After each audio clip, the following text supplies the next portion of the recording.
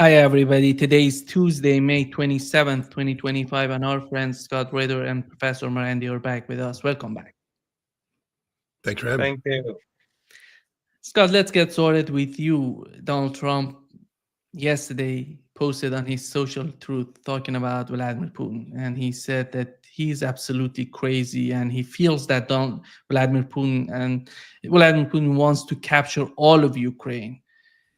And he said that if he goes in that direction, that would be the downfall of Russia. Here is what Keith Kellogg said, addressing what Donald Trump posted.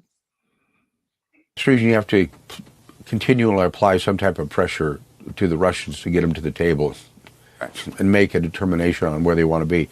When President Trump spoke with President Putin a little over a week ago, the Russians said they were going to come up with what they call a memorandum. It's what I call a term sheet. What a term sheet means is, okay, this is how we get to peace. We've got that from the Ukrainian side. We need to get that from the Russian side. And then what you do is you meld them together. You put them together and say, okay, what does this look like? What is not acceptable? What's acceptable? Where can you go to bring it together? And once we do that, once we get their term sheet or memorandum, then we'll put it together, and then there's going to be another meeting, and we believe it'll be probably in Geneva. We would like to have had it in the Vatican, and we were pretty set to do something like that, but the Russians didn't want to go there, to the Vatican. So I think Geneva may be the next stop, and then you eventually go to somewhere where you get all three major leaders of all the parties. You get the President Putin, and President Zelensky together and hammer this thing out and come to some type of signed document that ends this war. Yeah. Your take, Scott, on what has happened. Well, a couple of things. Let's just start with the basics. Medinsky, who is the Russian negotiator in Istanbul, has come out and talked about I think it was a comment made by Yermak, who said to Medinsky, "You guys have it easy. You only have one boss. We have three." And first of all, that statement alone makes it clear that Ukraine is not a sovereign state. So we need to stop speaking about a sovereign Ukraine. And therefore, that exposes everything the United States, Keith Kellogg, Trump, the Europeans, NATO is doing as a fraud, because they keep postulating as if Ukraine is a sovereign state capable of making sovereign decisions. Ukraine is not. I did a documentary coming up on 3 years now ago, Agent Zelensky, where I outlined the case that Zelensky was a construct of British intelligence. And he is. I mean, we saw that when he went to Istanbul, how quickly the British dispatched Mr. Powell to be his babysitter, because Zelensky can't be trusted to engage in negotiations without a British handler there to monitor what comes to him and what he says. But the United States is also, the one. Keith Kellogg says the three players are going to come in. I thought Trump was just a guy who was interested in peace. Why now he's a player? That means that there's American interests here, not just Ukrainian and Russian interests. This isn't about melding the two term sheets together. It's about the United States dictating an outcome that's beneficial solely to the United States. There is no Ukrainian position. People need to understand that right now. There's no such thing as a Ukrainian position. There's a NATO position that's parroted by Ukraine, and the United States has played one of these passive roles where they pretend to be sympathetic to Russia, but at the end of the day, they're always gravitating towards the NATO/Ukrainian position. Russia has been consistent from day one. I don't know why Keith Kellogg is confused. I don't know why Donald Trump's confused. I mean, Steve Witkoff has been accurate in portraying the Russian position that has been relayed to him from the very beginning of the U.S.-Russian dialogue. Trump himself got off the phone with Putin, where I think Putin made it pretty clear what the Russian objectives were and how Russia sought to get there and what the Russian conditions are. None of this should take anybody by surprise. Trump, I think, lives in a fantasy world where he believes that he has far more leverage over Russia than he does. I mean, we know that this fantasy is fed by people like Scott Bessent, his Secretary of Treasury, who has said even before he became the Secretary of Treasury that we know the secret of Russia, and the Russians know that we know the secret, and we can break them at any time. There is no secret to Russia. Russia's kicking America's butt. They're kicking NATO's butt. They're kicking Europe's butt. They know the secret of the West, the collective West, and they've solved it a long time ago. It doesn't mean that things are easy for the Russians. None of this has been easy. It's been very bloody. They've suffered numerous casualties, and they have, had to undertake dramatic systemic changes in how they operate to overcome sanctions. But when the sanctions came in, instead of having an economy that went into recession, there was reduced growth, but it's stabilized at around 2.2%.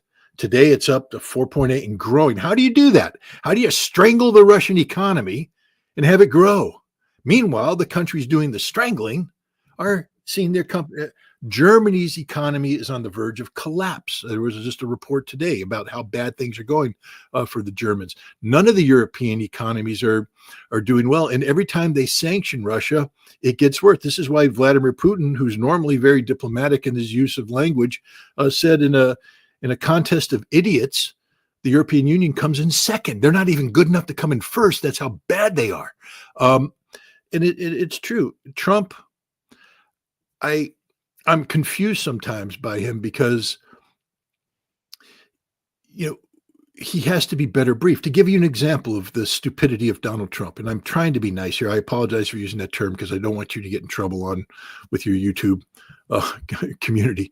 But you can't say that Trump is behaving in an intelligent fashion here. When he does a spontaneous press conference where he calls Vladimir Putin crazy, I don't know what's going through his mind, I don't know what's going on, and on and on and on and on. And then the reporter asks a follow-on question. You are aware that the Ukrainians tried to assassinate Putin. Well, I didn't know that happened. I guess that might have had an impact. No kidding, Mr. President. You who have promised to wipe a certain unnamed nation off the earth if an assassination attempt came in your way. I'm talking about Iran, Mr. Marandi, but I'm not accusing Iran. I'm saying that the president has thrown out those accusations. He says, I would respond drastically. We would annihilate them. We would wipe them out. All right. If that non-existent event causes that kind of emotion, what would you do if you had 500 drones swarm the presidential helicopter trying to kill Vladimir Putin while he was on Russian soil? And the answer is you take out the people that attacked you. But in addition to that, over a course of a couple of days, the Ukrainians launched over 2,000 drones into Russia, 50% of whom were targeted civilian targets, not military targets, civilian targets. What is Russia supposed to do in a situation like that? Russia has responded with overwhelming force against exclusively military targets to the extent that there is civilian damage in Ukraine. It's because Ukrainians have yet to master how to use air defense systems. There's things they have to do to avoid being suppressed by the Russians, which means that they're firing without adequate radar control. So the missiles go dumb and they hit civilian infrastructure. It's exclusively Ukrainian air defense is doing damage to civilian targets. Everybody knows it. The Ukrainians know it. We know it. Everybody knows it. And the last thing I'll say on this is the hypocrisy of Donald Trump, or the stupidity of Donald Trump, is manifest when he claims that America is just sitting there. We don't have any vested interest. Who the hell targeted those drones, Mr. President?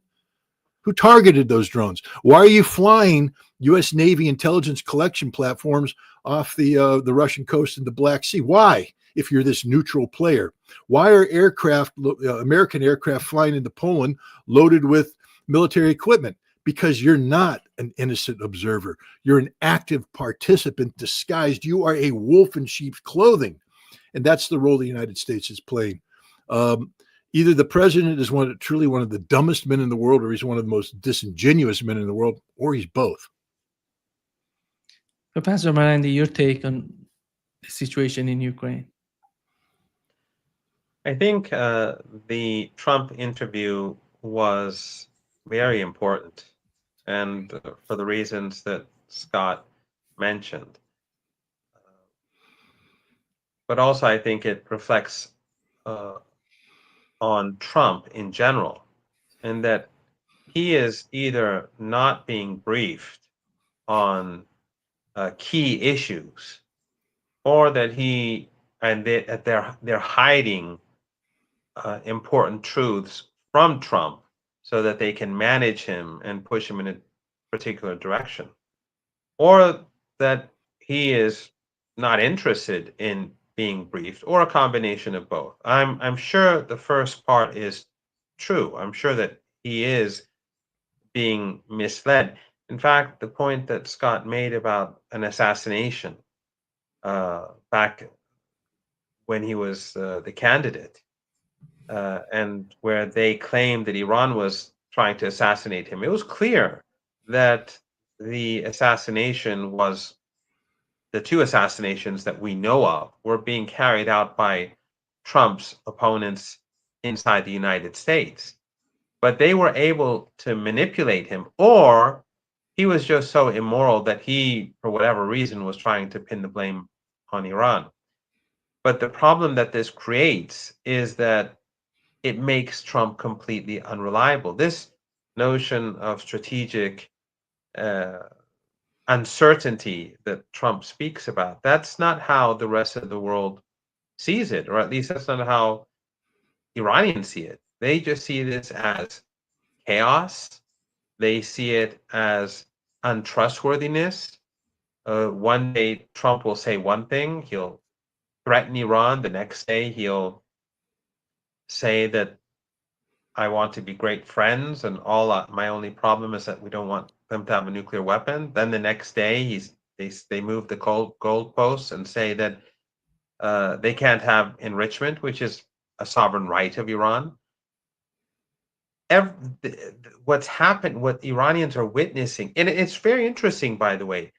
And I'm not saying that they will not be able to manipulate the markets in Iran in the future, but it's interesting that how when Trump first came to power, every time he said something, it was having a significant impact on Iranian markets. And then gradually that impact declined. And so more recently, when he'd say some outrageous things, either way, positive or minus or negative, like he'd said that, things he recently seemed to be implying that great progress has been made at the nuclear negotiations, didn't have much of an impact on the Iranian market. When he would say that, the opposite more recently, didn't have much of an impact on the market. It sort of shows that people don't take him seriously. And that is, of course, a dangerous thing in itself, because then if a person is not taken seriously and at some point he wants to be taken serious, whether it's with regards to China or Iran or Russia or internal opponents, then that could create a new host of problems and dangers. So I thought that interview was very revealing. And it also, I think, says a lot about how dangerous the situation could be in the White House for the future of humanity. When Trump does not know, and it seemed that he really didn't know. It seemed like it was spontaneous. When he didn't know that Russia was heavily bombed with up to 2,000 drones, or was in the process of being bombed, and that President Putin's life was potentially at risk. But at the same time, as Scott alluded to, the Americans are deeply involved in targeting. I'm not saying all the strikes and all the drones and all the missiles that are fired are necessarily linked to the United States. But what if people in Moscow believed that the drones that were fired in the direction of President Putin's helicopter were being guided by the Americans? And what if a drone did strike the helicopter? And what if he did get killed? And then senior officials in Moscow would say, well, this American drone is flying over the Red Sea. They're the ones who are what would happen? What would happen as a result? And the same is true with Iran. If the Israeli regime carries out some sort of strike on Iran, we know that they can't carry out an effective strike without the Americans. They need the Americans they need the radar stations in Turkey and in the Persian Gulf, which shows how sovereign Turkey and the Persian Gulf regimes are. But anyway, They also need the Americans to refuel their jets. They are completely dependent on the Americans. Now, forget the fact that they need American ammunition and missiles and funding and that aside. But in order to carry out the operation, they need the Americans. So what if last time wasn't very successful? What if they strike a senior official? What if someone who is very important in Iran is killed or martyred? Then the Iranians blame the Americans for it because they'll say, well, the Americans were part of this operation. So it seems to me that Trump is not in control. He's not informed. He is sort of indifferent about the dangers of being ill-informed, and he doesn't question why he isn't being informed. Otherwise, if I was Trump and I had not known that a major attack was being carried out on Russian soil or had been carried out, and that the president of Russia had been threatened, at least there was a minimal threat to his life. If I hadn't been told this, I would have been firing people, all the people involved on that very same day. So it says a lot about how bad the situation is in Washington, how bad it is in the White House. I'm pretty sure that this has been the case in the past too with previous presidents, that the deep state, they control what sort of information comes in. But I think in the case of Trump, his lack of interest and his general ignorance is making it even more dangerous. Scott, the point that Professor Marandi mentioned, I think, is so much important in terms of who's running the show in Ukraine. Because if they could get something with Vladimir, they could hit Vladimir Putin and his team. That could bring some sort of turmoil, international turmoil, to what's going on in Ukraine. Who has the responsibility for the behavior of Ukrainians? Is Europe, Germany, United Kingdom, and France? Or we can link them to the people within the Trump administration. I'm not talking about Donald Trump. I cannot imagine that he knew about it, but some people within the Trump administration. Let's just start off by stating something that everybody should know is true, but I think we've forgotten about it. The CIA built 20 bases inside Ukraine for the sole purpose of carrying out covert operations targeting Russia. These bases cover a variety of tasks, and we know that the CIA, has integrated Ukraine's covert and overt military capabilities into a strategic objective, which still is valid. Trump has not backed away from or reversed course on the strategic objective of the United States to strategically defeat Russia and Ukraine. And that is also the European and NATO objectives. These have not been reversed. It is still American policy until the president directs otherwise. And the CIA, once given an objective, they don't stop. The connectivity that exists, exists on a number of levels. The CIA is an organization that just specializes in lying to everybody, including themselves. And if you have CIA case officers whose task is to facilitate the effective use of drones against Russian targets, they're going to continue to do that job, and they are continuing to do that job together with their NATO. We know that NATO technicians are working with the Ukrainians to develop their drones because the Ukrainians have been stupid on their social media to post photographs of people working, and they're going, well, they ain't Ukrainian. We know who they are. They're European, and they're right there next to their Ukrainian counterpart, holding up a guidance system and all this stuff. The attacks against Russia are very sophisticated in terms of applying technology designed to defeat Russian air defense systems. First of all, the drones themselves are constructed of materials that are designed to make them radar resistant.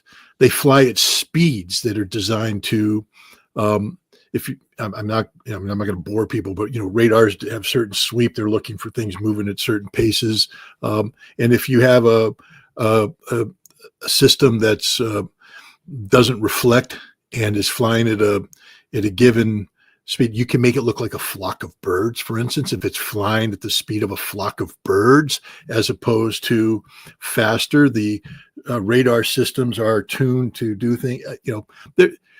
I'm saying it's a very sophisticated approach using, it's not your beautiful stealth drones put together by Americans. They look pretty unsophisticated, but they're designed to penetrate Russian air defense. And they do so by exploiting seams in the Russian air defense. I don't know what the frequency of Russia's shuffling the deck is. I know as somebody who's, planned and participated in sophisticated warfare that, we just don't leave our air defense system sitting in one place so that the enemy can say, oh, there's the umbrella. We move them around consistently so that we have different umbrellas that make it difficult for people to plan attacks because the attacks are designed to split the seams of air defense. And if you take a look at the drone flights, the way they fly into Russia, they fly at specific altitudes. They fly in specific directions. They change altitudes as they go, flying slow with radar absorbent material. This is a very sophisticated attack, and it's also designed to come in waves. Again, I won't get into the planning details of why you do that.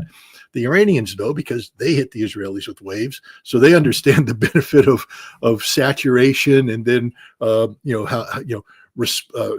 rebound time. And if you come in, you can hit a number of gaps at the same time and exploit them. This is what the Ukrainians are doing. This is beyond the capability of Ukraine. This is stuff that's brought into Ukraine, and the Ukrainians are schooled on this and are executed. So it's a Western attack against Ukraine. I don't think the United States has an overt role in this. We've tried to pull back, but the CIA is there. I can guarantee you there's CIA fingerprints all over this because that's what they do. And the CIA never stops. They never stop. They don't take orders from the United States president. They take the initial order from the United States president, but then the CIA goes off and they do what they do. Look at Iraq. There was a period of time when the CIA was working with the Kurds in the north to try and, foment problems, to create issues. And around 1993, I guess, 93, 94, there was a CIA operative, Bob Baer, who was there, and he had received, he thought his instructions were to use the Kurds to create instability for Saddam, and he received word from I guess it was the PUK, that the Talibanese people, that the Iranians wanted to help, and he was, told, you can't meet with the Iranians and stand down. And Bobby Bear didn't stand down. Now, he has his version of events, but the bottom line is the Kurds launched an attack against the Iraqis, expecting America to be there for them, and we weren't, because the CIA lied to them, promised support that didn't manifest itself, because the CIA can never hit the off button. And right now in Iraq, we had 20 CIA bases doing weird stuff: unconventional warfare, guerrilla warfare, drone warfare, electronic warfare, running covert agents, planting caches inside Russia of explosives that would be drawn upon by Ukrainian assets to blow things up. CIA does it all, baby. And that's what they did. And that's what they're doing. And they're deeply involved. The president may not know about this because, to be honest, the director of the CIA may not know about it. And Tulsi Gabbard certainly doesn't know about it. The man running Russia House may have an inkling of it. But the bottom line is there's some senior case officers down there saying, don't worry about it, boss. We got it under control. And they just keep going.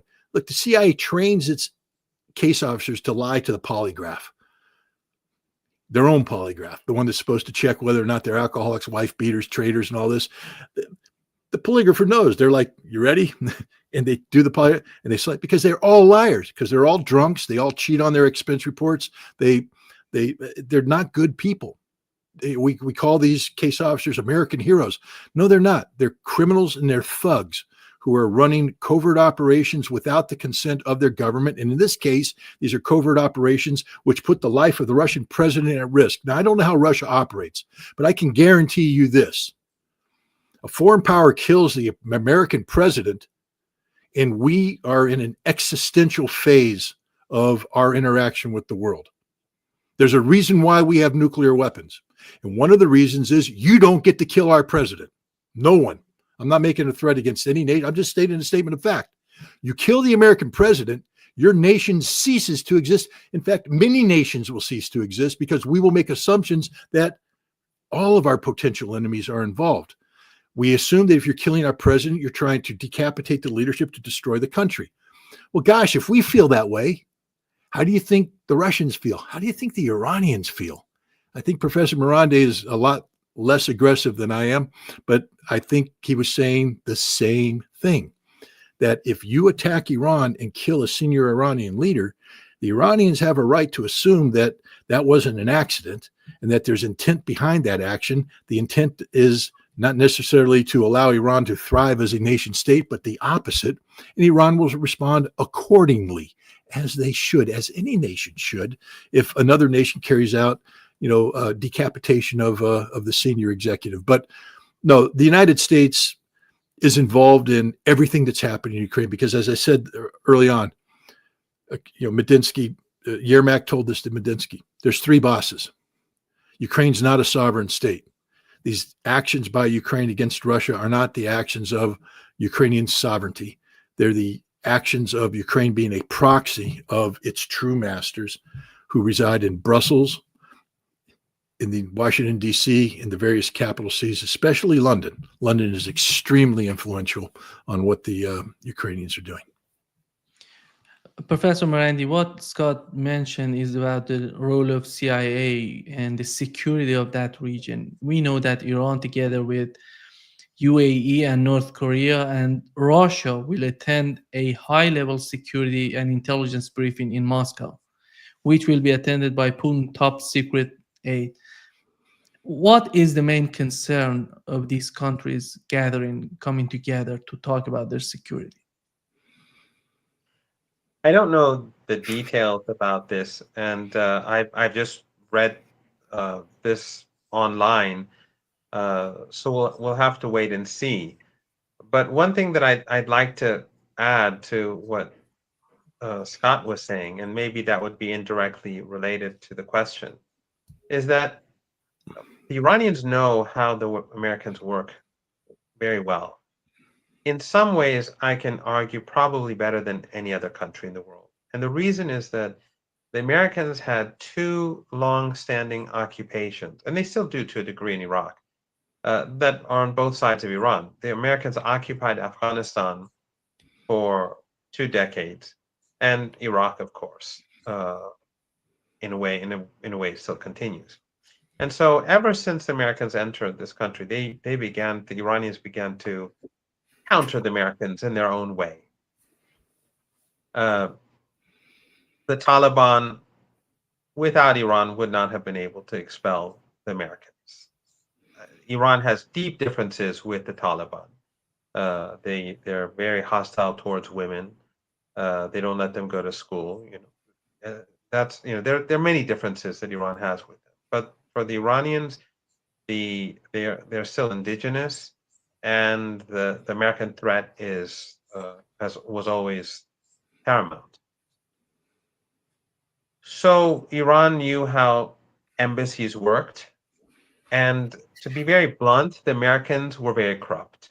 I mean, I'm not involved in these things, but I do meet people in different circles, and I have over the years, how easy it was for the Iranians to purchase helicopter engines at a very cheap price from American bases in Afghanistan, or how the Iranians could get all sorts of intelligence from American diplomats and others over coffee, not through their own people, but through Iraqis in Baghdad.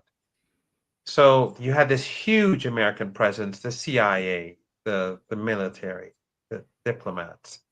And it's very corrupt. And the most corrupt of them all is US intelligence.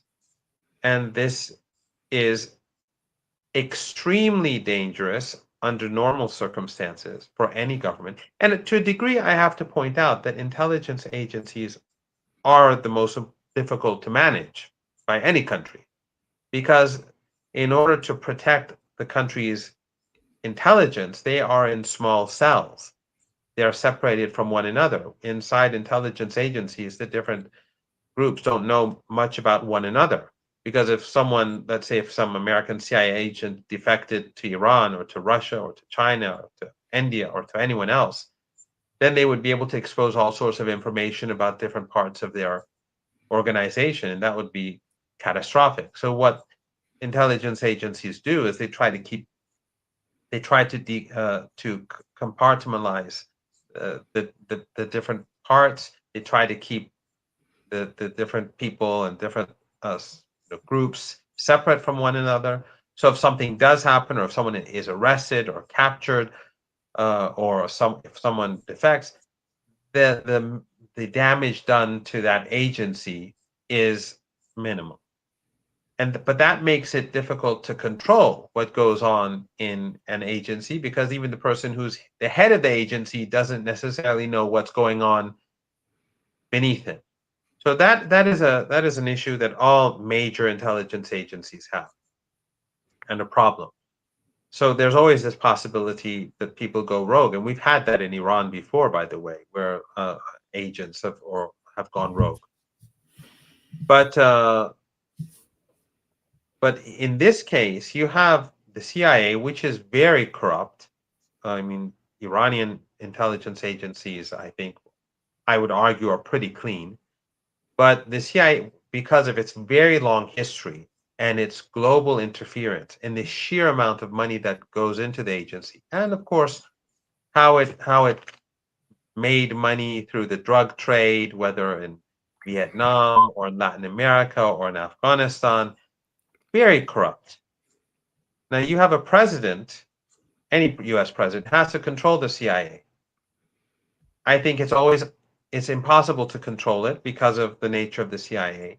But in the case of Trump, someone who doesn't even know what we know from the internet about a major strike on Russia, which is one of his most three important foreign policy issues, and he doesn't know that President Putin's helicopter was at risk. I think such a president has no clue about what the CIA is doing.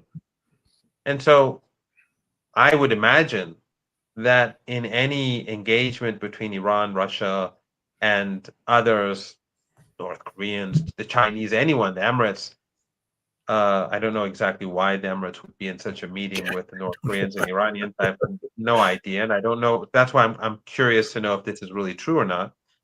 But I personally, I doubt it, but I may be wrong. So it may turn out to be something that's really happening. But the point is that in any meeting, I would imagine between serious agencies, one of the key questions is, what is the CIA doing, and do the people at the top know that this is happening? And again, this goes back to what we were discussing earlier. This just makes the global situation all the more dangerous. Because if this is not US policy, because we all assume, I mean, in general, I would assume that every major event that takes place in my part of the world, or in Eastern Europe, or in the South China Sea, is based upon a policy that is approved by the US president. But what if things are happening, important things are happening, that are not approved by the US president? And the United States is the global hegemon. It has 700, 800 bases across the world. And so you have all these agencies, all these the CIA, among others, involved everywhere under I mean, it's not like Iran is a major power. Iran is the most important power, I would argue, in West Asia. But Iran's realm of influence is West Asia. The U.S. president, even if he's a brilliant genius, controlling this empire is I think impossible, and that's why it's been declining so fast. But the point is that it makes this all the more dangerous because everyone would assume that the U.S. government is intentionally being provocative or carrying out a particular policy, and it may be that Trump or the president doesn't know. Let me give you an example. During Trump's first presidency, the U.S. flew a drone over Iranian airspace, and the Iranians brought it down.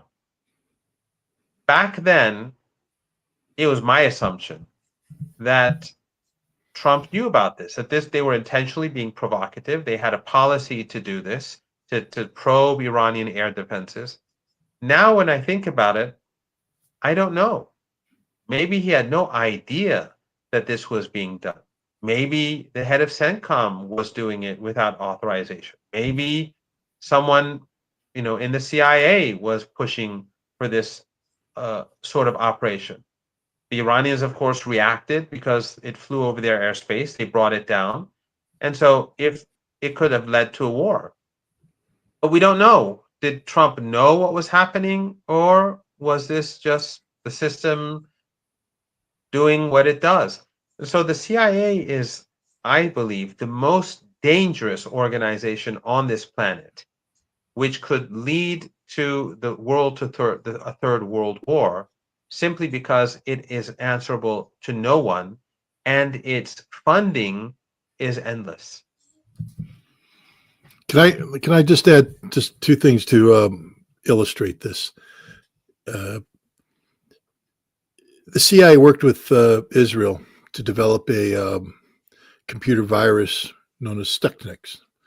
It was a joint operation, and then the Obama administration gave orders not to deploy because they had some concerns about the containability of this.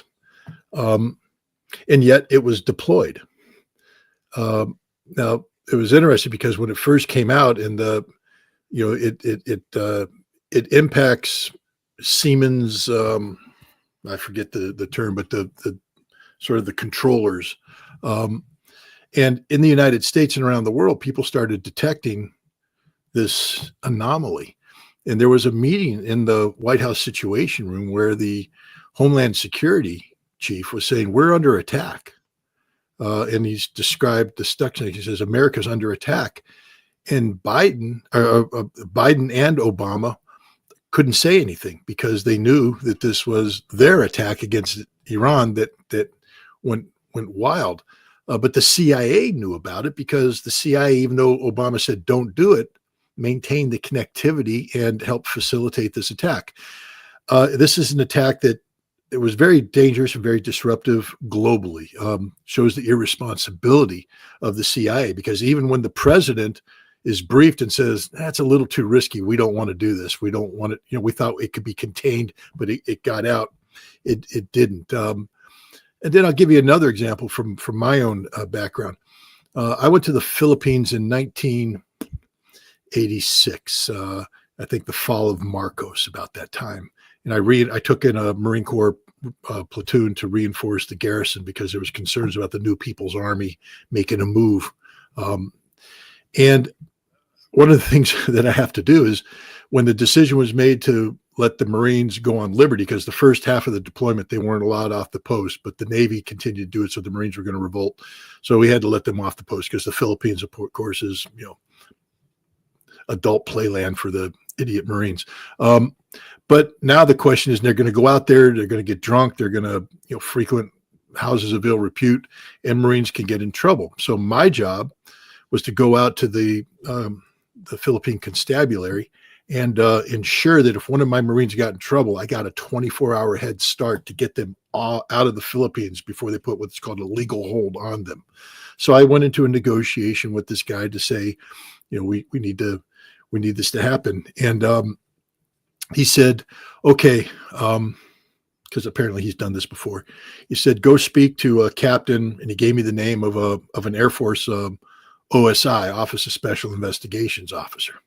And I said, well, that's strange. Why am I going to go speak to that? I went to him and he said, yeah, okay. Go down to the pistol range here. And he wrote me out a receipt. He said, get a box of spent 45 caliber barrels. You know, when we shoot our M1911s, when the barrels go bad, we throw the barrels into a box and get a new barrel on them.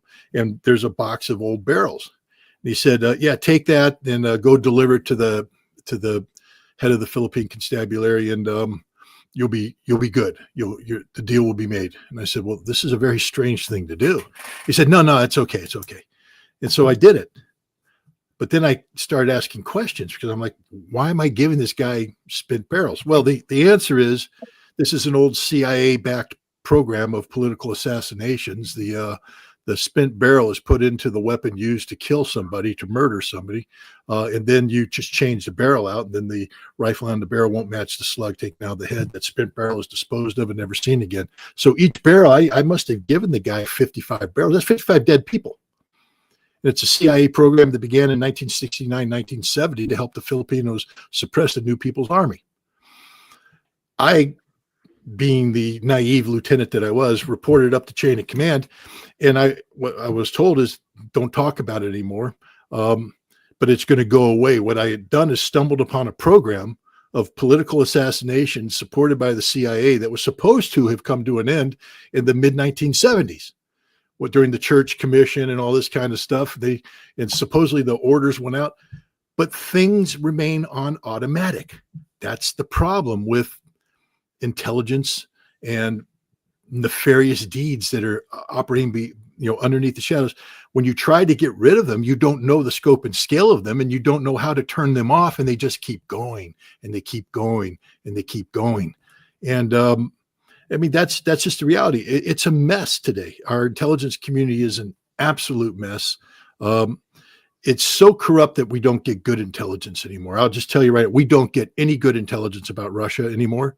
And I would imagine that the Iranians, there was a time when we had the Iranian nation penetrated fully during the Shah.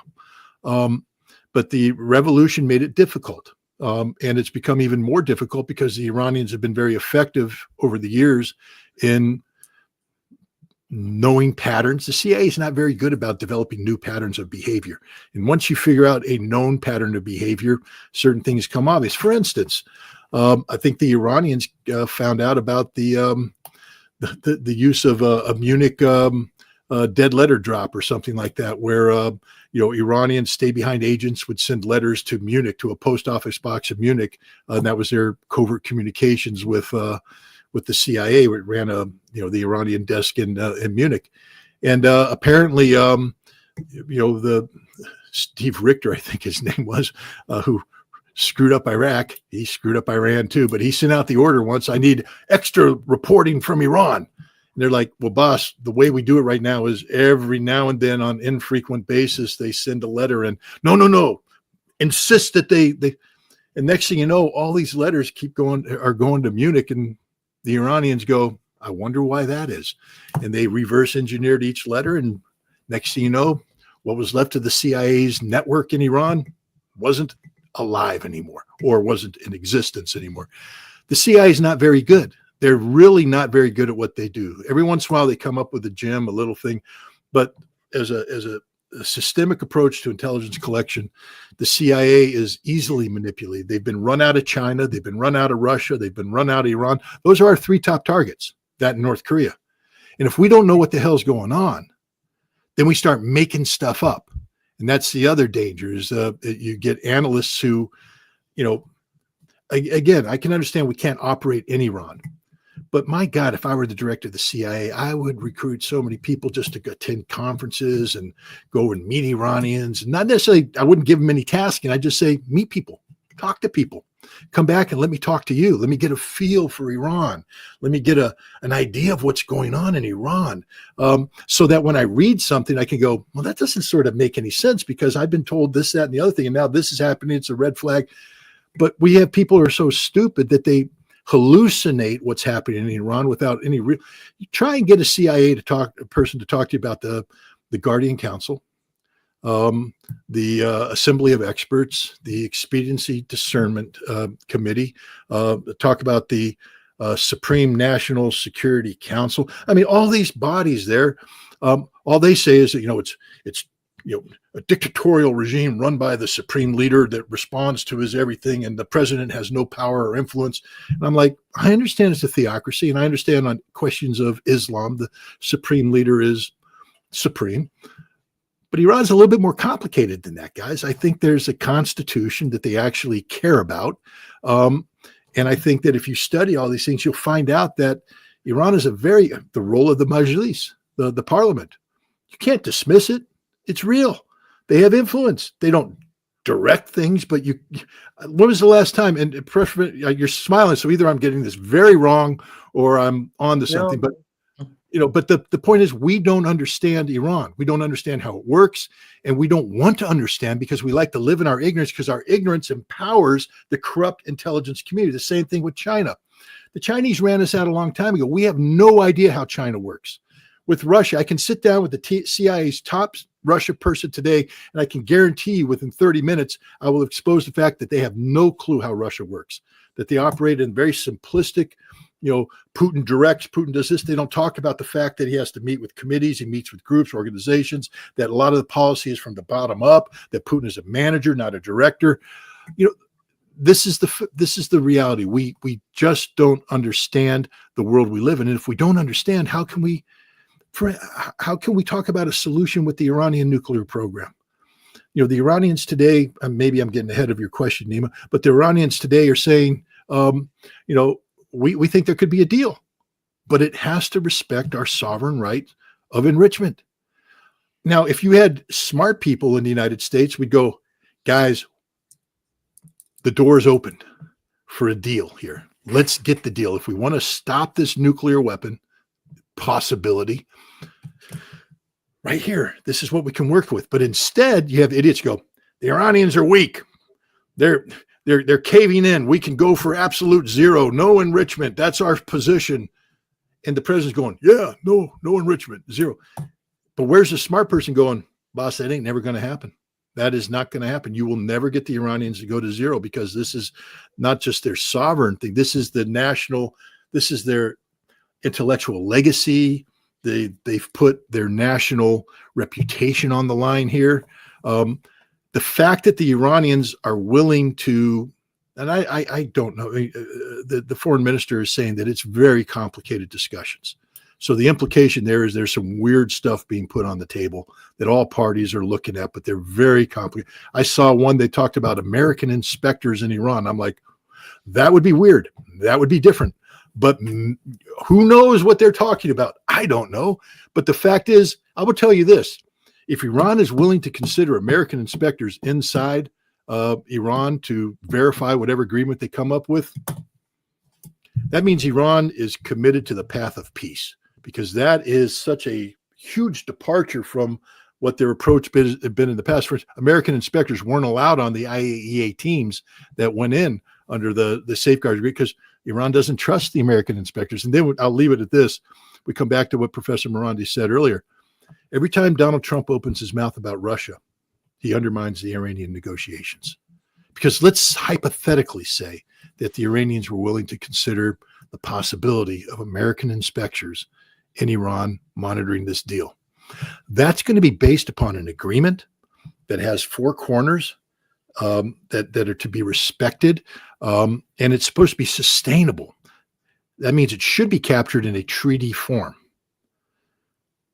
But every time Trump opens his mouth, not only does it cause the Iranians to question what's going to happen when the next president comes in, but what's going to happen when Donald Trump wakes up the next morning and has constipation, is sitting on the toilet reading his Twitter feed, and Keith Kellogg's tweet comes up, somebody's tweet, the Israel tweet comes up and says, Iran can't be trusted up.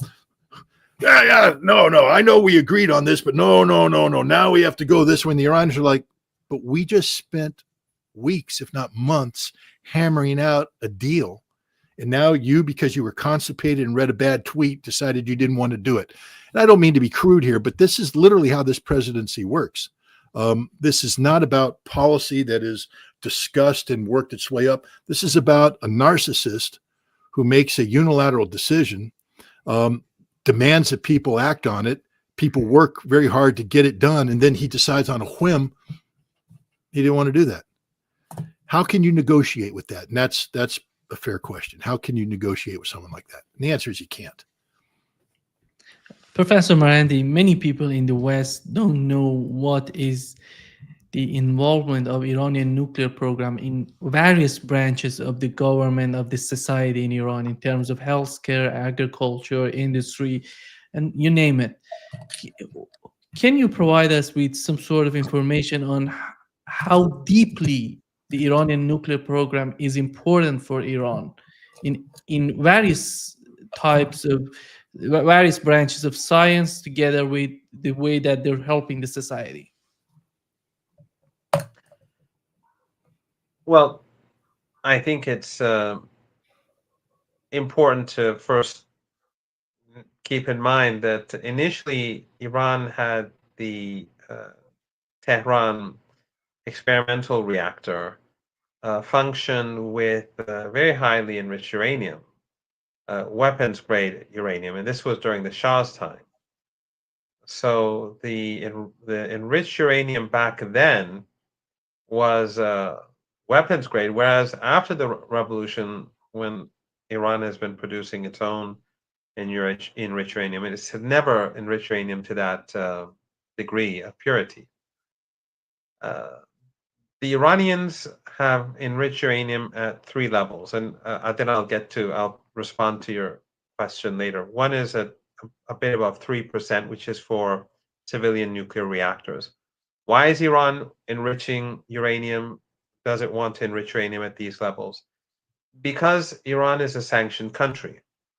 And if Iran develops a number of nuclear reactors to produce electricity and also to produce sweet water, because Iran has a big shortage of water that for different cities, and we've had a drought over the last few years. So one of the Iranian responses is to build nuclear reactors for desalination and for electricity. So if Iran creates these power plants, and they're very expensive, nuclear power plants are very expensive.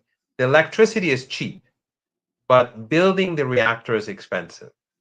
So if Iran builds these reactors and then they're blocked from obtaining fuel, then it will create an economic crisis and huge shortages across the country. So why would Iran be worried about fuel? First of all, because the United States sanctions Iran. Iran is under maximum pressure sanctions. But also we have a history in that during a period of time, during the Khatami years and the, I think, first couple of years of the Ahmadinejad administration, or the first term, Iran was slow to build refineries for gasoline. And for a period of time, Iran began to become dependent on imported gasoline, even though it exports oil and petrochemicals, but there was a shortage of gasoline, and Iran was purchasing it from abroad. The Americans decided to block Iran from importing gasoline. That would have created a massive economic problem in the country. So the Iranians immediately went to work and created refineries, or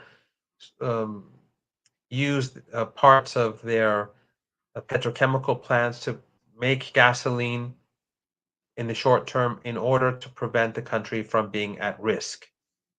So when the United States is capable of weaponizing gasoline, it can obviously weaponize enriched uranium. So Iran needs the capability. And also Iran was an owner of Iran had shares in a French company that enriched uranium. And Iran was removed after the revolution from that company. In other words, Iran's shares were sold and it was expelled. So Iran knew that it had to be independent of the West, and it had to have its own capability to enrich uranium. The enriched uranium that is now used at the Tehran experimental reactor is uranium that's enriched at 20%. So before the revolution, it was enriched at over 90%. Then they changed it so that it could use uranium at 20%.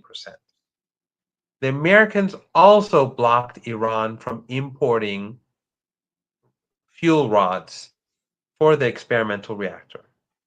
That experimental reactor produces medical isotopes for cancer patients. That's one of the uses. So when the Americans blocked this, the Iranians began to enrich uranium. It's a long story, and I'm summarizing it. The Iranians ultimately produce enriched uranium at 20%, which is a very sophisticated process, and I know nothing about it.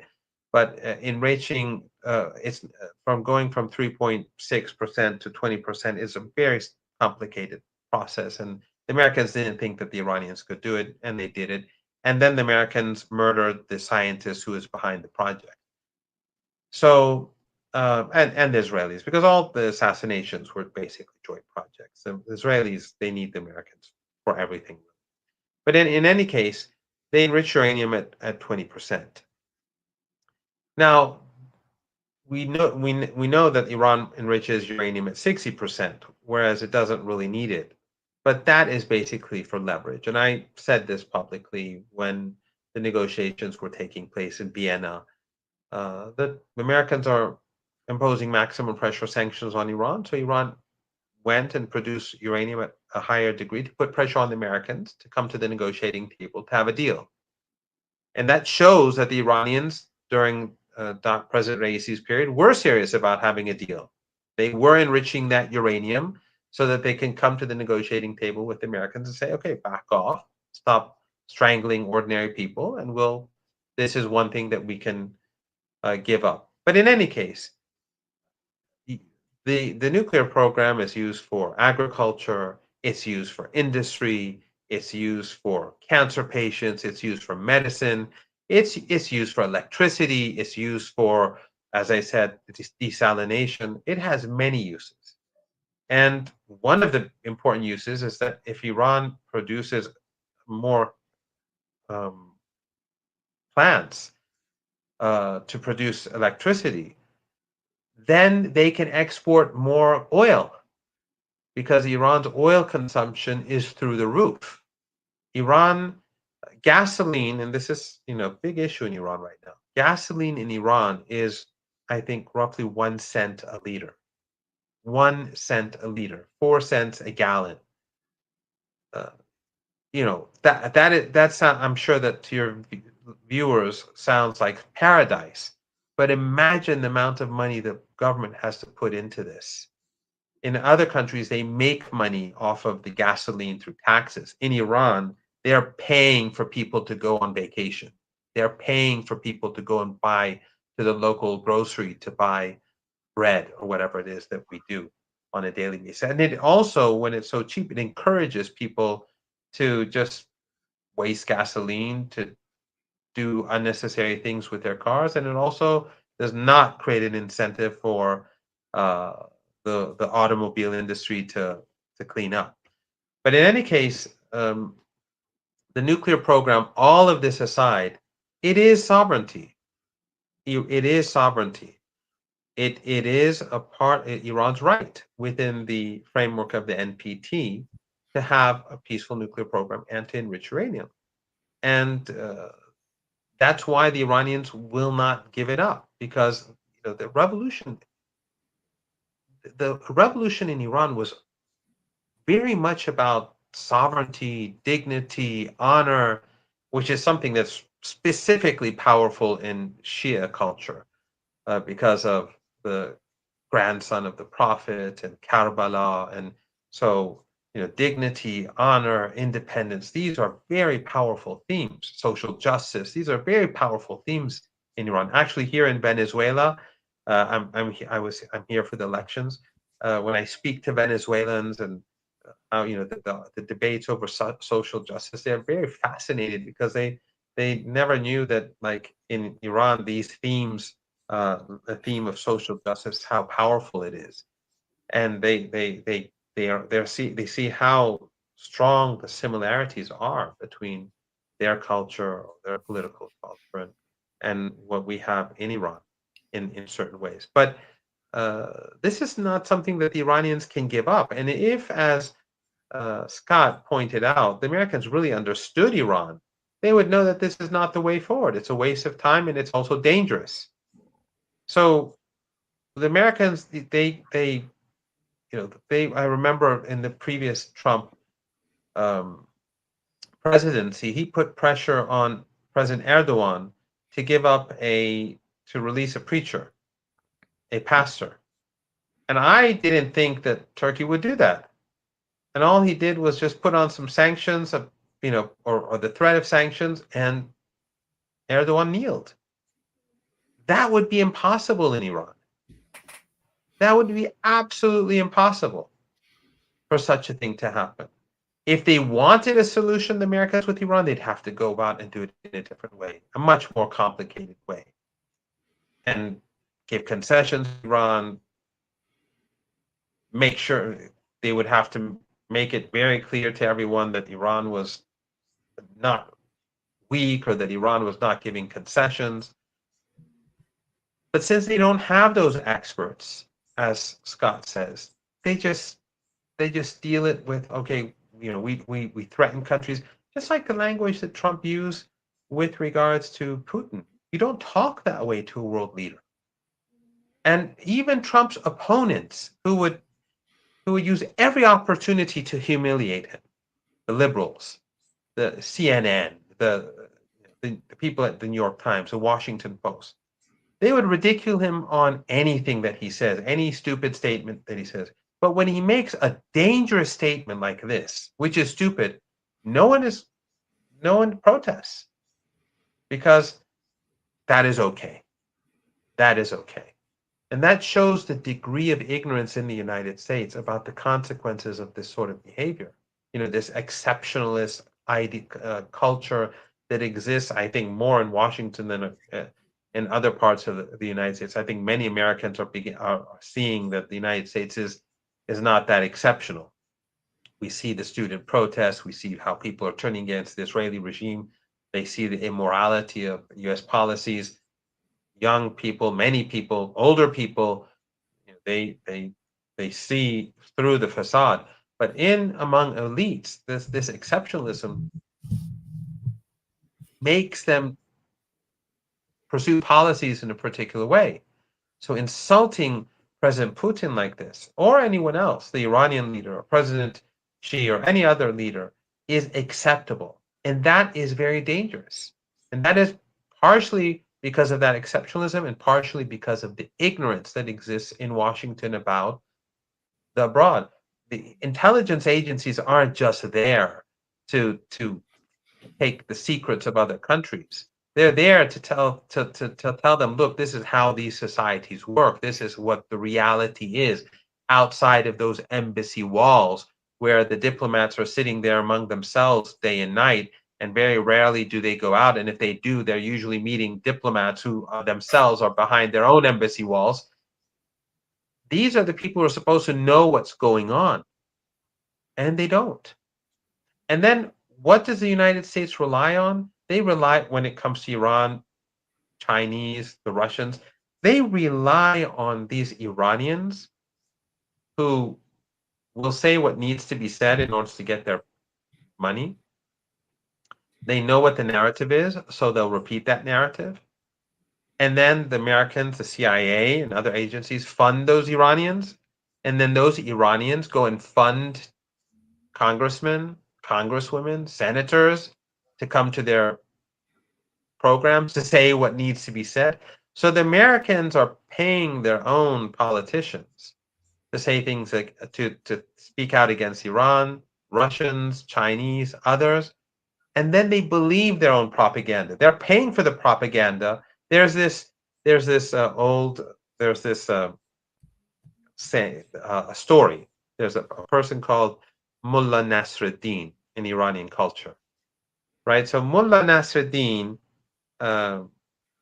goes out and creates this rumor, and maybe the story may be wrong, but I think it's more or less correct. Mullah Nasruddin goes and spreads this rumor in town that they're giving ash, or a form of soup, somewhere for free. And so all the people of the town, or many people in town, go to that place and they stand in queue waiting for their soup. The soup, the rumor, and he created the rumor. So, but then some people who know him well and know what he did see him standing in queue or in the line, and they ask him, "Why are you standing in this line? You made this rumor. There is no soup or ash." And he says, "I know, but what if there is soup? What if actually they're giving this?"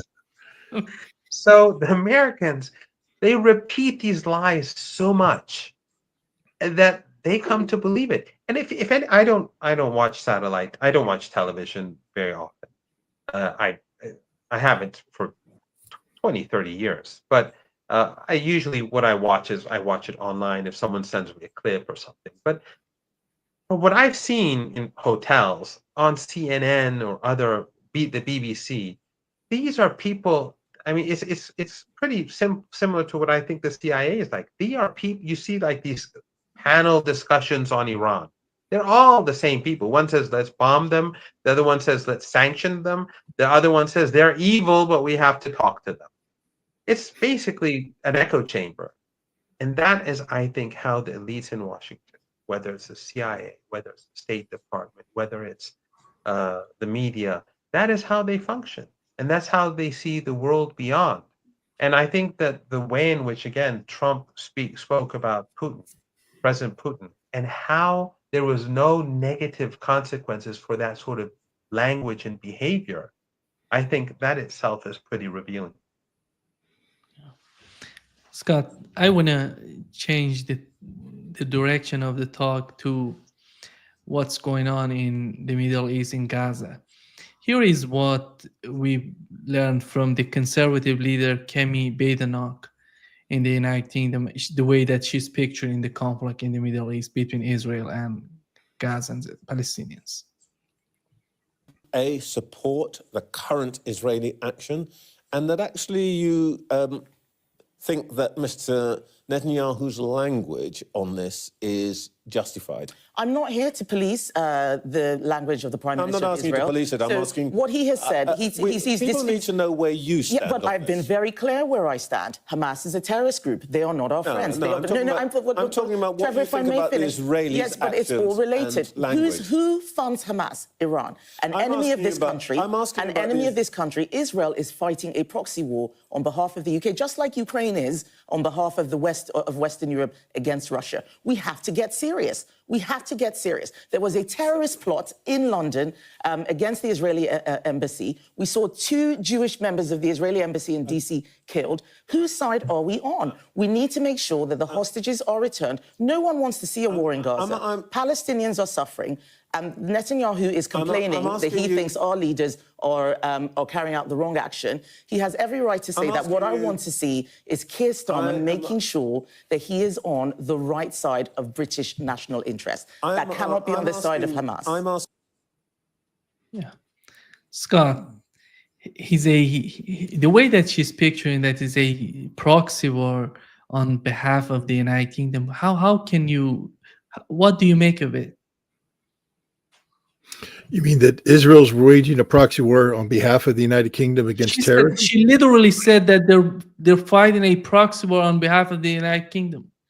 I think she also said that Hamas is a proxy of Iran, and that everything Hamas is doing is because the Iranians are directing them to do it for the benefit of Iran. What's left out of there is fact and history. This conflict didn't begin on October 7th. October 7th represented a new phase of the conflict. But this conflict began, this conflict began with a guy named Theodore Herzl thought it was a good idea to exploit British imperialists to create a Jewish homeland in the territory known as Palestine, so that it could serve as an outpost of British imperialism. He wrote about it. He said so. This is what his goal and objective was, and the British acted on it, Balfour's Declaration, and we ended up having this artificial entity created in the Middle East, which today we call Israel. Now, Herzl didn't predict World War II. He didn't predict the Holocaust, and he couldn't understand the political forces that were behind the concept of providing a homeland for Jews in the aftermath of the Second World War, where they wouldn't be, subjected to European genocide. But the bottom, at the end of the day, the state of Israel was created for better or for worse. I'm somebody who says, and I've said this before, regardless of what you think about the creation of the state of Israel, the United Nations created the state of Israel, and therefore the state of Israel exists. And until the United Nations decides that the state of Israel shouldn't exist, it will exist, unless it morphs into something that's unsupportable and unsustainable. And that's the case today. The Israelis started right off the bat being dishonest brokers, 1947, 1948, the Nakba, where they weren't satisfied with what the United Nations gave them, and they sought to seize more. This was a part of a plan that had been going on for years. So the Israelis never negotiated in good faith with the people who eventually became the Israelis. They've always been seeking to exterminate, either through deadly force or through eviction, the legitimate population of Palestine. And Gaza became an open-air concentration camp.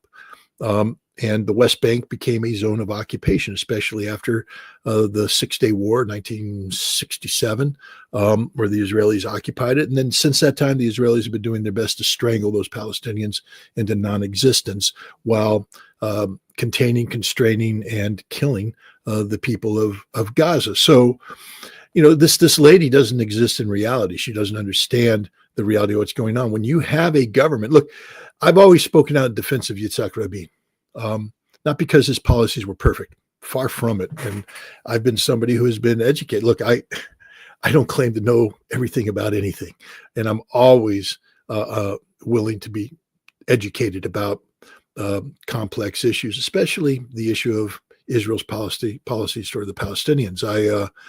I came into this by working very closely with Israeli intelligence from 1994 to 1998. I traveled to Israel numerous times, met with very senior people, and I developed an affinity for the Israeli people and the Israeli cause. It was an affinity based upon incomplete information, but at the time that I was in Israel, every time I went there, a Hamas terrorist bomb went off, killing innocent people. And that will color your opinion, especially if you ate at the restaurant the day before that was just blown up today, especially if you went shopping in the Dizengoff shopping center that was blown up the next day, especially if the discotheque underneath your hotel was blown up, killing dozens of the young people that you saw every day when you left the hotel and you saw them lining up to go into that discotheque. When buses blow up, killing civilians, when this happens every time you visit, this has an influence on you as well. And so I was extraordinarily sympathetic to the Israeli cause, the Israeli plight, and never once took the time to study the Palestinian side of the story, because I allowed the Palestinian narrative to be painted as a Hamas-based narrative, one of terror. And again, I'm also an American who grew up with images of the Palestinian Liberation Organization hijacking airplanes and blowing up on the Jordanian deserts, PLO activists or people affiliated with the PLO coming in, taking over schools and having, so the whole concept of the Palestinians as terrorists, it existed in my head. It's very hard to get that out. It took Israel behaving in an outrageous fashion after October 7th to finally get me to break that paradigm, to sit there and say, there's just something wrong here. And then you listen, imagine that, listening to the Palestinian position and saying, as opposed to rejecting it out of hand, saying, you're Palestinians, you're terrorists, you're horrible, to sit down and say, something's wrong here, so I'm going to listen to what you have to say. And then hearing what they have to say, and then going and doing some basic research. And it's amazing how quickly, you don't have to dig deep. I'm a professional researcher. I've said this before, footnotes are my best friend and my worst enemy, because when I get a book, I read the footnotes. And that's always a good thing to do. But the problem is I'm not satisfied with I got to get the book that's footnoted. And then, because I need to get to the basic bottom line here, I need to get to the original source material. I'm not going to accept somebody's interpretation of what happened. So I end up buying books. My wife's like, why? But the answer is because I want to know the truth. And so this is how I operate on the Palestinian issue. I have a lot left to learn. I'll be the first one to admit that. You can't learn about this in a few short I mean, since what, 19 months now, but I'm learning. And what I've learned is that the Palestinians aren't perfect, far from it. The Palestinian cause is diverse, is a very kind way of putting it. It's fractured. When you speak of the Palestinians, who are we speaking of? Hamas? Are we speaking of Islamic Jihad? Are we speaking of the Palestinian Authority? Who is the head of, who speaks for the people of Palestine? Does Abu Mazen, Mohammed Abbas speak for them, or does the head of Hamas speak for them, or whom? It's a very complicated topic to try and delve into. So I have to work through this layers of politics and get down to the basic Palestinian person, the human being on the ground, who is a prisoner of politics, but just wants to live. And they need the dignity of life. They need the dignity of sovereignty. They need the dignity of freedom. All the things that we as human beings demand. Professor Marandi has said that the Iranian people demand dignity. Well, they earned it. They're a sovereign people. Americans demand dignity. We've earned it. We're a sovereign people. Palestinians demand dignity. They've earned it. But they're not a sovereign people. They're not being allowed to be a sovereign people. And so this lady misses out on everything. This what she calls a proxy conflict is just it's a lack of intellectual capacity on her part. It's a grossly oversimplified approach to a very complex problem. And it's one that is not founded in any basis of human dignity or morality. She is advocating murder. Straight up. She's trying to disguise it in political terms and justify it. And, whenever somebody leads with their argument, this is in the national interest. Well, hell's bells. So was the Holocaust. The Germans, the Nazis could articulate that the Holocaust was in the national security interest of Germany. Hell, killing all the Slavs in Russia was in the national security interest of Germany. Killing homosexuals and Catholics, anybody who opposed the Third Reich, it was in the national security. So a lot of crime, a lot of criminal activity is done in the national security interest of a state. Let's forget about national security interests and let's talk about how national policies affect basic humanity. And the policies of Israel are so far divergent from any respect towards the humanity of the Palestinians that it's stunning. And the fact that the British, home of the Magna Carta, are behaving in this fashion. And I won't say what I want to say, but because it'll open up another. I don't need to bring this down on Nima's head, but who the hell is she to speak on behalf of England and British traditions and British history and all that stuff? I would imagine she should do a better job of the nation that she's calling her home, and maybe not be so susceptible to being used by political powers, political forces that have been using people for generations. And she's just yet another person being used by these powers, and they will throw her away the second she wakes up. But no, this is bad. But it happens in the United States. We see this in the United States. I'm in the center of a huge controversy now because I'm trying to create a bridge with Zionists to talk about how we can resolve this issue, to break free of the paradigm of condemnation and criticism and hatred and say, okay, you don't agree with me and I don't agree with you, but what can we do to bring this inhuman system, this inhuman situation to an end? I mean, that's what matters. If you say you're a human, then you have to care about humanity. You can't tolerate another video of a little girl running in a burning building while her family burns to death behind her. I don't give a damn who you are and what you believe in. That cannot be allowed to happen. And it happens on a daily basis in Gaza today. And where is the humanity? Where is the humanity? There is no humanity today, not in the West, not in the collective West. We have failed ourselves unless we no longer want to call ourselves human beings. And then in case it just doesn't matter. But I am a human being. I do care about humanity, and I condemn every word out of that woman's mouth. Professor Marandi, your take. Well, first, she said something which I think also was misinformation or disinformation. And I think if we assume that she's being honest, it just shows how narrative building works. At least one of the two people who were killed in Washington was a Christian, and so he was neither a Semite nor a Jew.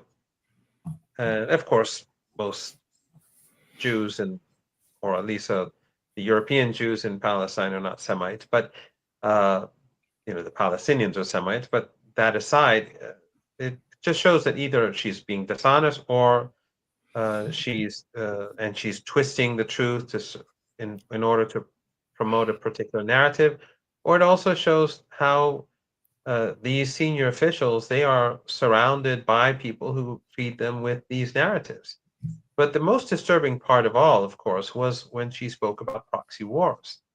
She basically admitted what the Russians have been saying all along about Ukraine, that it's a proxy war.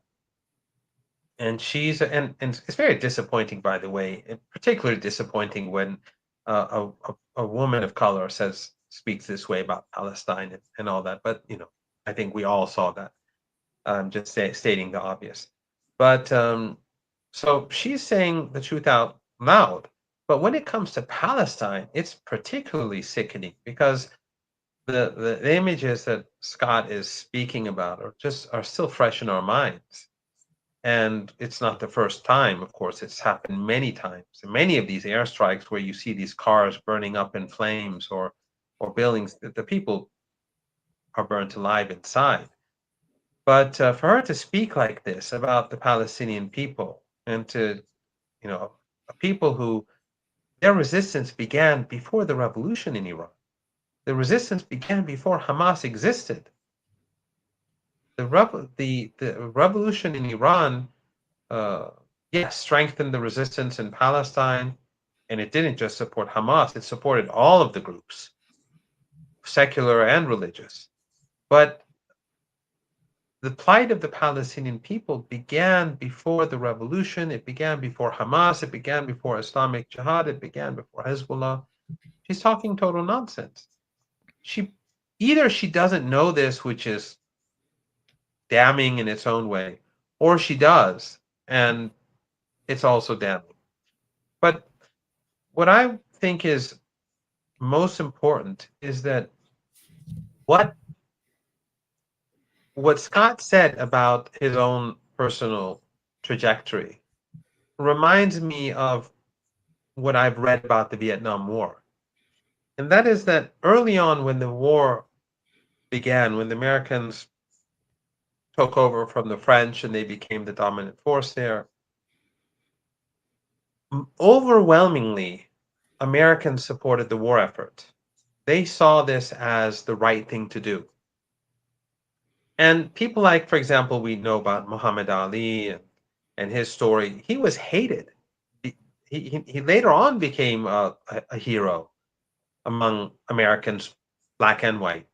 But back then he was despised. I don't know how he was viewed among African Americans, like what percentage it was, but in general, among the bulk of American society, which was of course predominantly white, but still he was despised.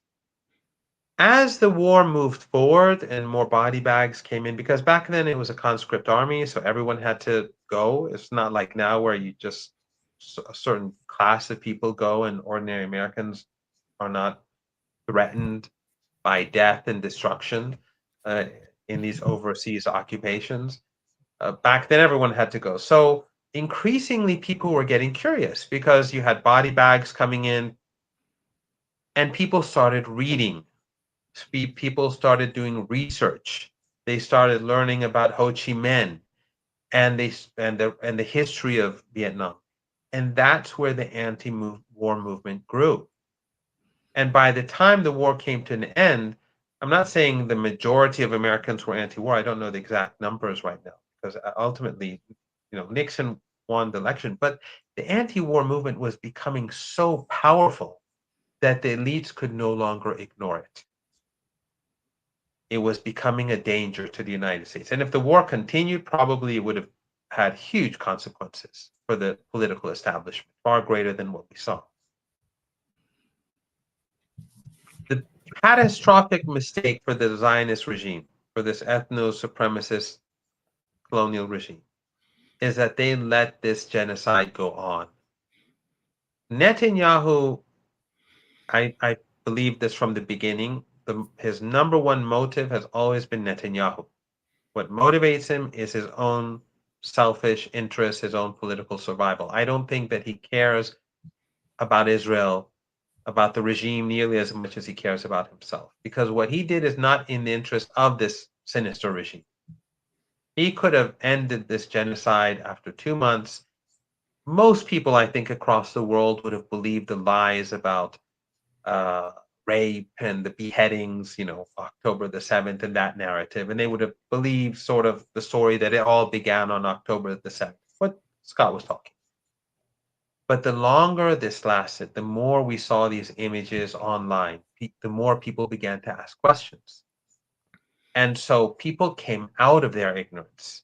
And even in the United States, where it's the most propagated people in the world, we saw how people were seeing the truth. That's why they banned TikTok and so on. And that's why social media is banning Palestinians. People are going to jail. People are getting kicked out of their jobs, out of universities, across the West and in the United States, because it's having an impact, because it's having a huge impact. So Netanyahu, by pushing for this, to continue this war and expanding it, carrying out genocidal attacks in Lebanon, attacking Iran, destroying Syria, in coordination with with the United States, with Erdogan in the case of Syria. These are all overstretching Israel. They're all making it look barbaric. It's not just about Palestine. It's about the whole region. They're killing people in multiple countries. It makes every day that this continues, it makes it look worse and worse and worse for Israel. And that's why, in the eyes of so many people across the world, they've lost their legitimacy. I don't come to Venezuela and argue about Israel. They know it better than me. The young people, when they talk, they're as Scott put it, they're better at their footnotes than I am. They can tell me, yeah, like so and so happened too. I'll say, oh yeah, you're right. When I go to China, the same. When I go to Russia, the same. Wherever I travel, 3-4 years ago, I had to argue with colleagues, sometimes in Iran, often in Iran, about the nature of the regime. And I had to, convince people that, if the Israeli regime was sinister or whatever. Now, it's just, they say it a lot better than I do, young people who I meet. Much better, much more sophisticated, much smarter than me, much more eloquent. I often feel like I'm just wasting people's time. They've brought it upon themselves. So the trajectory that Scott speaks about is something, it's universal. We're all seeing the world in even the way I view the world. When I look at Russia today, when I look at China, when I look at the region, I see it differently from 2 years ago. Because the way in which the Americans and the Europeans have conducted themselves, and this deputy head of the Conservative Party in the UK, the way in which they conduct themselves, make me rethink everything. Because even I myself, I'm sort of, Euros in a way, orientalized, because we still looked at the West and Western media and like how they see themselves as exceptional and democratic but ultimately I've seen that the worst enemies of human rights are actually in the West. And of course, those who resist them, Jews, Christians, Muslims, the youth, older people in the West, they are heroes. But the political regimes in the West, in my view, are the most immoral. When I look at Russia, I think Russia's not doing this. China's not doing this. There's this, whenever they used to always speak about how the Chinese are abusing Muslims. Well, everyone in China has smartphones. I mean, if they're slaughtering people in China like they're doing in Palestine, we'd see a lot of footage. I'm not saying China is some utopia. I'm not saying Russia is a utopia. I'm not saying Iran is a utopia. But what the Zionist regime has done, what Netanyahu has done, and it's not just Netanyahu. I mean, because some in the West are trying to scapegoat him, as if like Hitler, Germany without Nazi Germany without Hitler is okay. But what Netanyahu has done, and what his ruling coalition has done, and of course overwhelmingly what Zionists have done, because we see the polls, how they support ethnic cleansing, how they support mass slaughter, liberals and religious Zionists. And of course, Zionism is not Judaism. Again, we've seen the heroism of Jews across the board at the forefront of the resistance against Zionism. That we always have to repeat. They played a heroic role, and they're growing in number. And many, many, many young Jews are involved in this resistance. But in any case, what he's done and what the Israeli regime has done is it has woken people across the world. And some say, well, public opinion shifts and people. This is very different. This is not some football match. This is not some small crime. This has been going on for almost 20 months now, and it will probably continue. And the damage that it does to the West is that it not only does it destroy its image, but it destroys its ability to even negotiate even key issues. Witkoff goes on one day, he has a ceasefire. The next day, Trump undermines it. Then we hear that Witkoff gives a proposal to Hamas. Hamas accepts it. Israel rejects it. Just the other day, just less than 48 hours ago. And then Witkoff goes and says, no, Hamas rejected it. Reminds me of what happened under Biden. We had the same thing. Hamas, the resistance, accepted the ceasefire proposal. Israel rejected it, and Biden and crew and the U.S. Secretary of State said, no, Hamas rejects it. It just, what this is doing is poison for even U.S. so-called national interests, even the interests of the West, whatever they may be, whether legitimate or otherwise.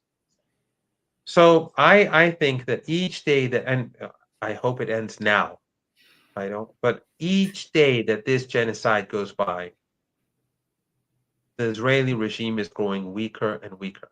And have no doubt that even though all of the regimes in this region, all of the governments are complicit as much as Europe. Turkey, the Turkish government, the Emirati government, the Qatari government, all of them are in bed with the enemy.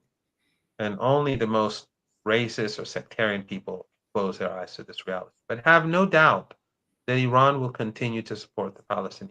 They will continue to support Hamas. They will continue to support Ansar Allah and Islamic Jihad and Hezbollah. And the resistance, the axis of resistance is not going away. And ultimately, I have no doubt that despite all the pain and suffering, and sometimes it's just, you get exhausted. The footage that Scott is alluding to, this young girl, really, it was one of the worst mornings of my life. I was here when I woke up in the early morning here, and I saw this, and I couldn't go back to sleep, and it was sickening. But even when you're tired and you just want to hide and just go away, that's when you have to keep pushing. We all have to keep pushing. Imagine how exhausted people in Gaza are. We don't have the luxury to be exhausted and to have a rest. We have to all be active 24 hours a day. We have to push and push and push and continue to help people, to wake people up, those who are still asleep. There still are those who are asleep. And ultimately bring an end to this regime, and to have a Palestine where Jews, Christians, and Muslims they're all the same. They're all Amalek. They're all just human beings, ordinary human beings. And where this young girl, she can grow up alongside a Jewish kid, a Christian kid and live like people do in other parts of the world. Let me just say, I'm a firefighter, and when I saw that image, it sickened me because I'm fully aware of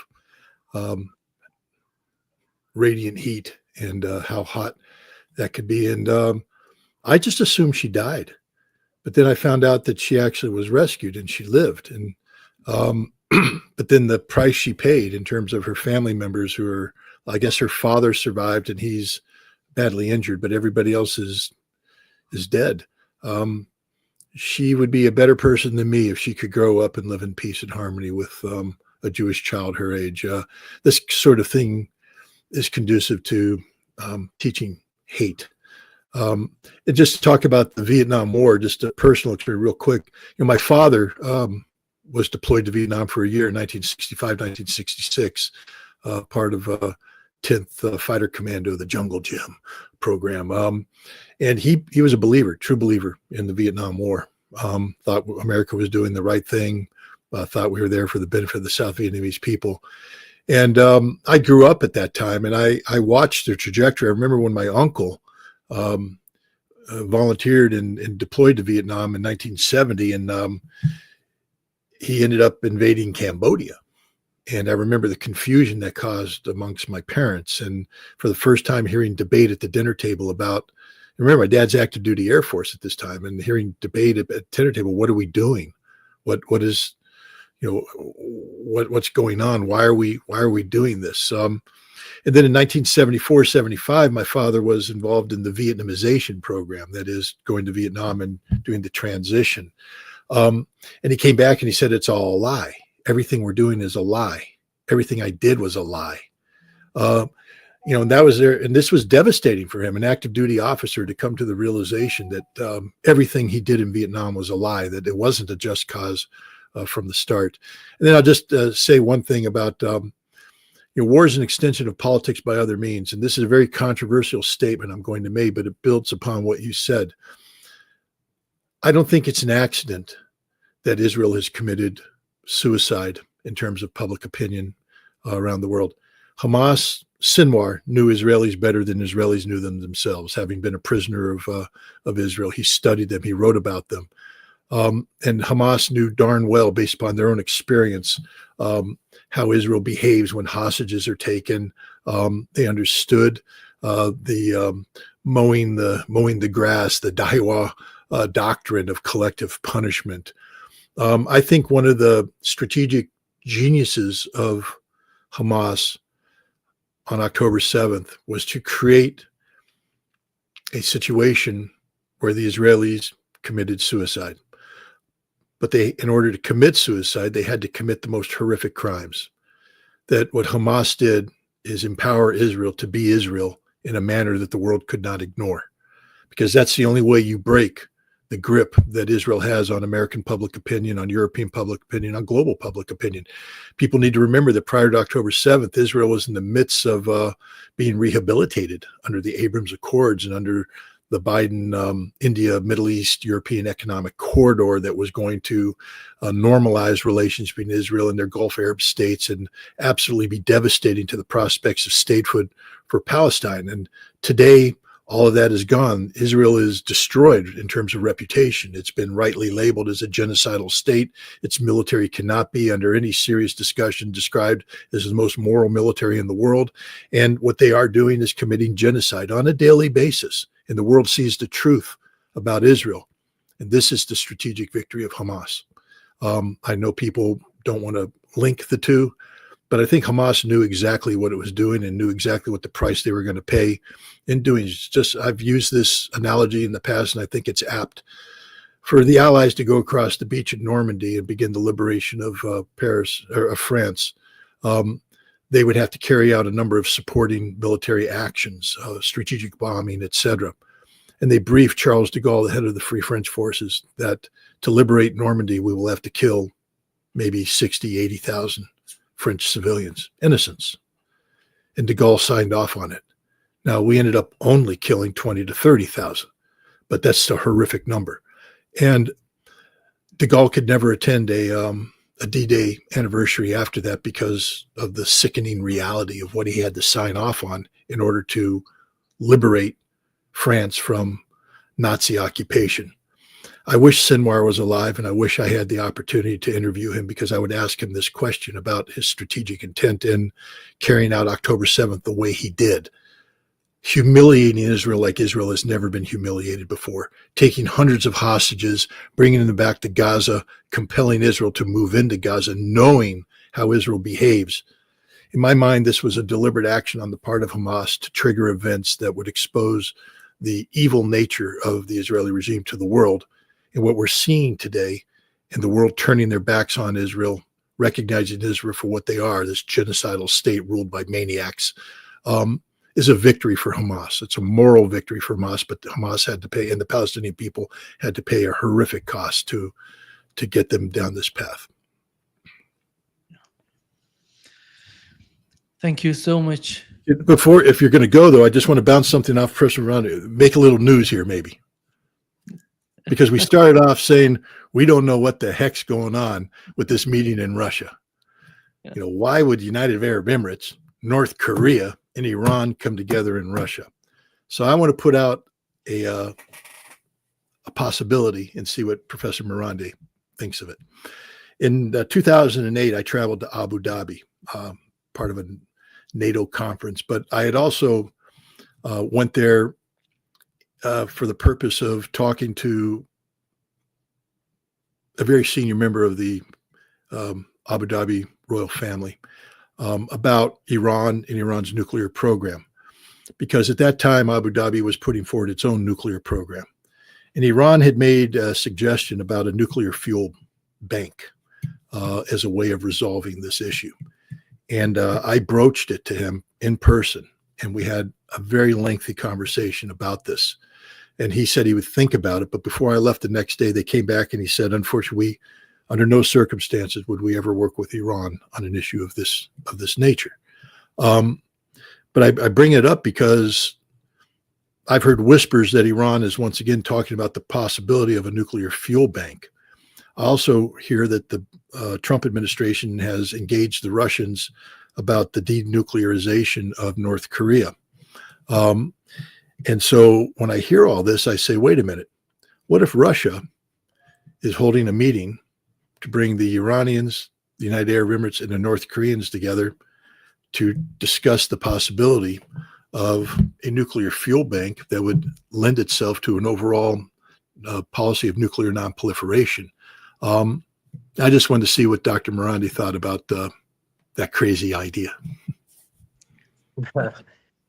I have heard them talk about this sort of thing, but I have no doubt that Iran won't give up the cycle inside Iran, and that Iran won't accept a scenario where they do not have nuclear enrichment in Iran.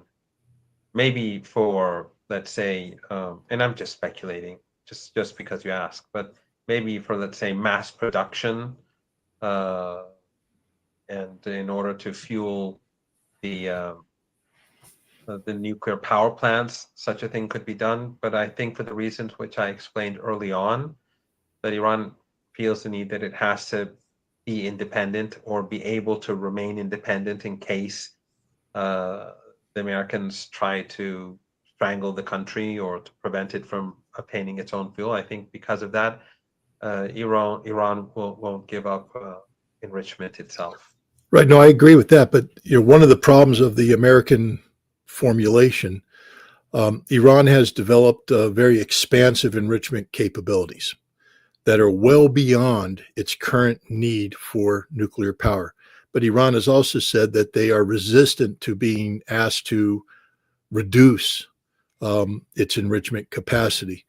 So what if Iran was able to keep its enrichment capacity in Iran, but instead make the production as part of a fuel bank that supported, North Korean nuclear power, United Arab Emirates nuclear power, and that served as a model to support other. So Iran would keep the enrichment capability in Iran, but that it would be part of a international consortium so to speak, that would give legitimacy to Iran's expansive and it's just an idea. It bounced in my little simplistic Marine Corps mind, but Oh, wow. No. Well, if your little simplistic, if your mind is little and simplistic, then I think the Marines are very much underrated. I really don't know. I don't know all either. I I'm can say is just trying to brainstorm. all I can say is I'm sure that they'll keep the nuclear cycle and they'll continue enriching uranium, but I think that they will be looking. I mean, when the Saudi Minister of Defense came to Tehran, the leader said, "We are prepared to give you, our technological capabilities," and it was widely interpreted in Iran as Iran will help the Saudis develop their own nuclear fuel cycle.